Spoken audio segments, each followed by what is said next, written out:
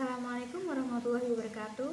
Selamat pagi rekan-rekan semua. Terima kasih telah datang pada acara hari ini untuk mendiskusikan dua video pilihan tes dan best practice di lingkungan acara BPN dalam rangka memenuhi tugas agenda 3. Oke, mungkin langsung saja kita menonton video best practice terlebih dahulu.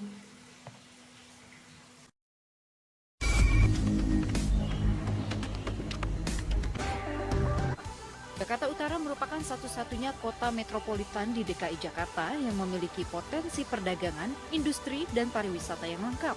Kenyataan ini menjadikan penerimaan negara bukan pajak, BPHTB, dan permodalan melalui hak tanggungan cukup tinggi.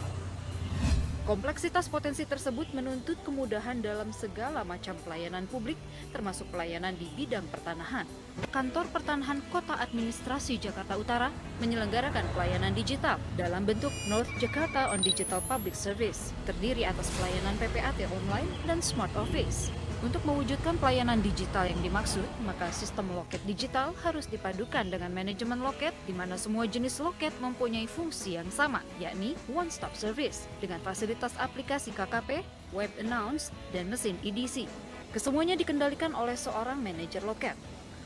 Manajer loket selain memanage juga melakukan pengesahan dan penyelesaian layanan one-day service tanpa harus ke back office. Mesin antrian yang sudah terkoneksi dengan web announce bisa diakses dengan tools yang terdiri dari loket pendaftaran, loket pengecekan, dan loket online. Dengan fungsi memudahkan dan menjadikan antrian lebih teratur, sistematis, dan modern.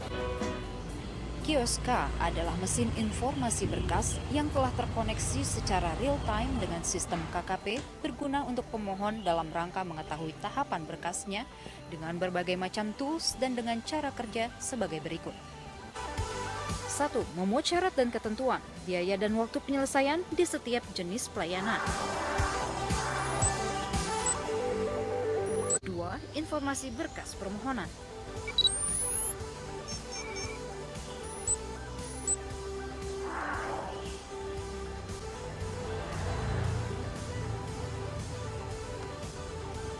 Tampilan informasi ini juga telah terkoneksi dengan KKP secara real-time sehingga pengguna layanan dapat melihat secara langsung posisi berkasnya saat ini.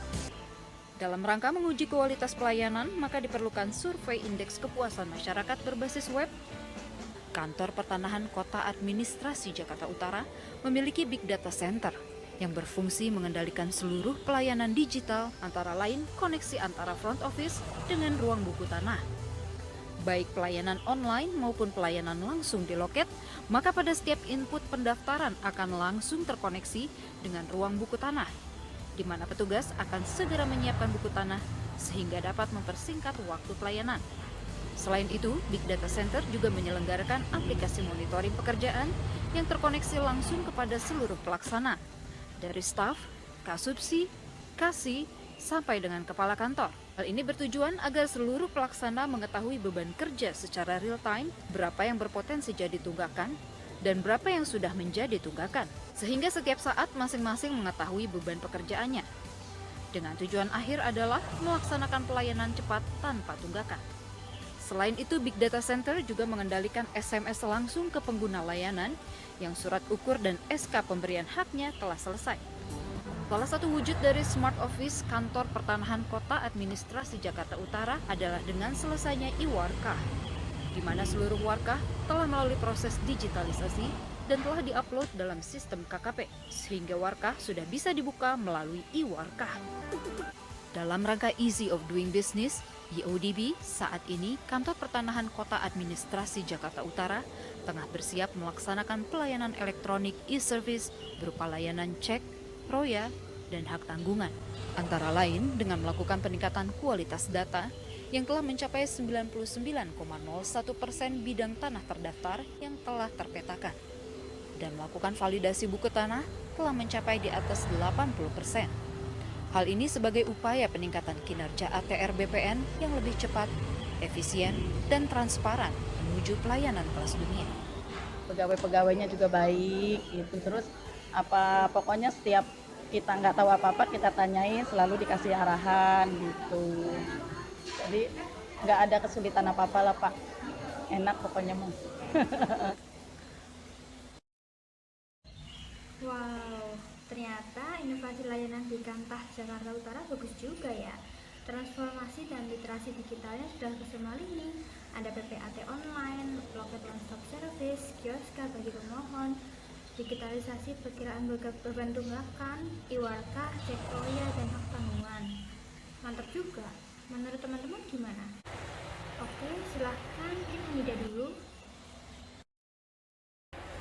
Saya sangat sepakat jika memang Kantah Jakarta Utara telah berhasil melakukan inovasi transformasi digital dengan sangat baik dan dapat menjadi percontohan bagi Kantah yang lainnya. Tentu hal ini didukung dengan kepekaan mereka terhadap kompleksitas potensi yang dimiliki dan juga revolusi industri 4.0 dan juga tentu dengan kecakapan para pegawainya dalam literasi digital.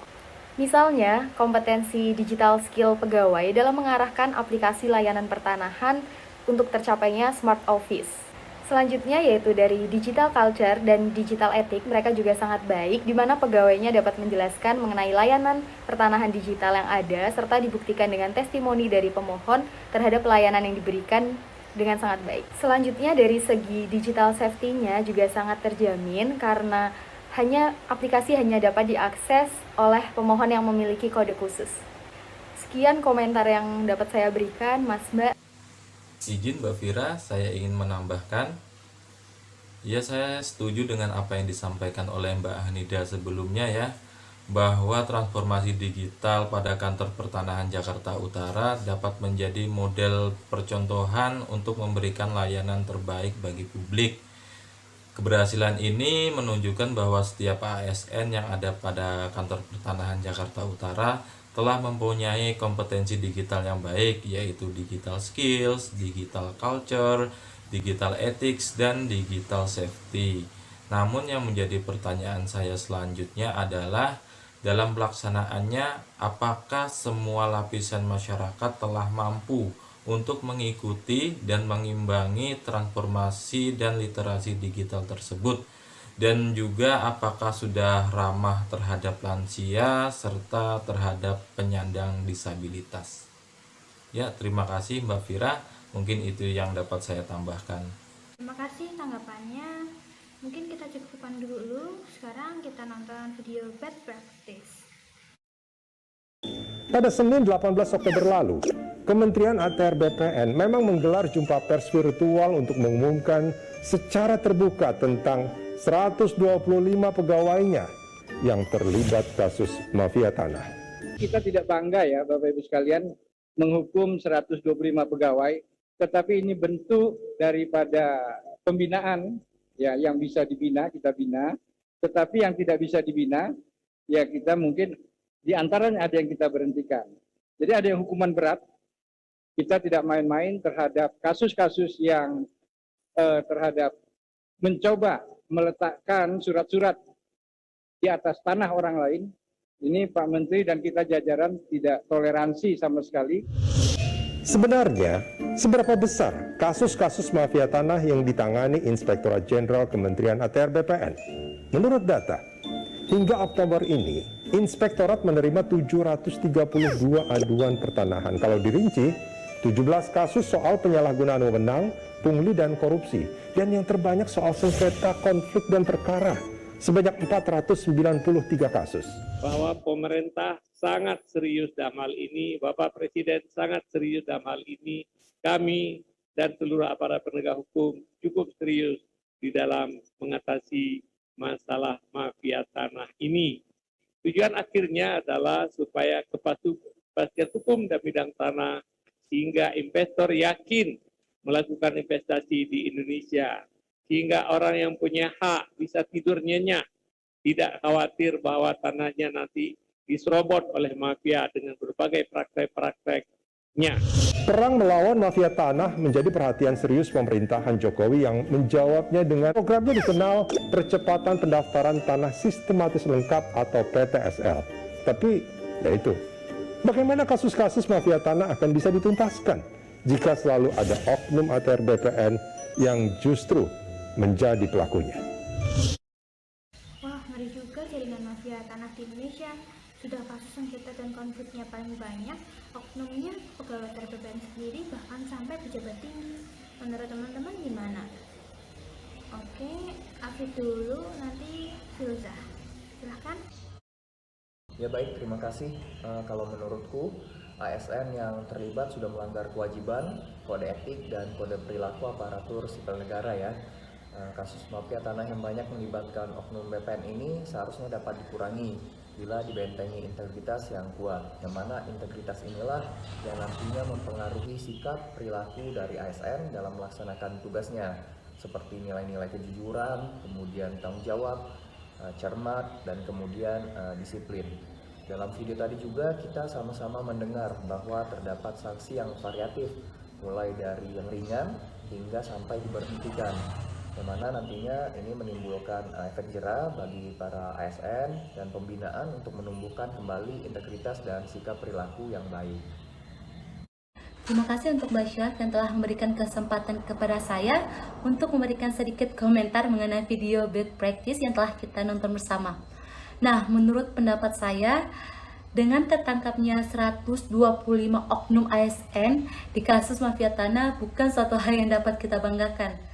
Karena oknum-oknum inilah yang bisa merusak nama baik Kementerian Agraria dan Tata Ruang Badan Pertanahan Nasional. Seperti kata Mas Afid, 125 oknum ASN yang menyambi menjadi seorang mafia tanah, mereka tidak sadar akan tugas, kewajiban, kode etik, dan kode perilaku, serta tidak punya integritas dalam dirinya sebagai seorang ASN. Perilaku-perilaku yang mereka lakukan sangat menyimpang dari tujuan manajemen ASN.